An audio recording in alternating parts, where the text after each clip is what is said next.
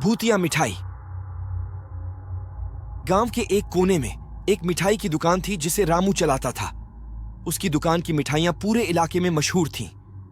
एक दिन एक बुजुर्ग महिला रामू की दुकान पर आई और उससे खास काला गुलाब जामुन बनाने की फरमाइश की। उसने रामू को एक पुरानी धूल भरी किताब दी जिसमें इस मिठाई की रेसिपी थी। रामू ने पहले कभी ऐसा नाम नहीं सुना था, लेकिन वह उत्सुक था। रात को रामू ने दुकान बंद कर दी और उस किताब को खोलकर देखा। रेसिपी में कुछ अजीब सामग्री थी, जैसे कि जंगल से लाए गए विशेष काले फूल की पंखुड़ियां। रामू ने सोचा कि यह कोई पुरानी परंपरागत रेसिपी होगी और अगले दिन सभी सामग्री जुटाकर मिठाई बनाने लगा। जैसे ही मिठाई तैयार हुई, रामू ने उसका एक छोटा सा टुकड़ा चखा। उसका स्वाद बेहद लाजवाब था और उसने सोचा कि इस मिठाई को अपने ग्राहकों को परोसेगा। लेकिन उस रात कुछ अजीब घटा।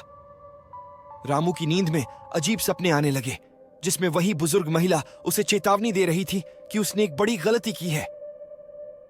सुबह होते ही दुकान पर ग्राहकों की भीड़ लग गई। सभी ने काला गुलाब जामुन की खूब तारीफ की, लेकिन दिन ढलते ही ग्राहकों की हालत बिगड़ने लगी।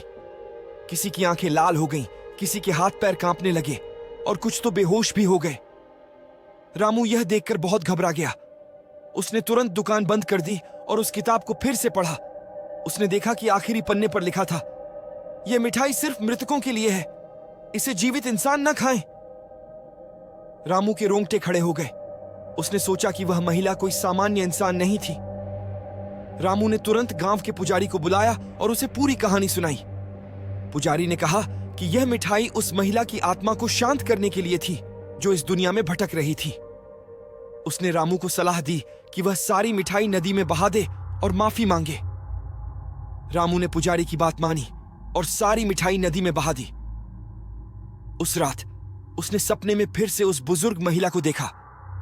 इस बार वह शांत थी और उसने रामू को धन्यवाद कहा। अगले दिन सभी ग्राहक भी ठीक हो गए और रामू की दुकान पर फिर से रौनक लौट आई। उस घटना के बाद रामू ने उस किताब को जला दिया और कसम खाई कि वह कभी किसी अजनबी की अजीब फरमाइश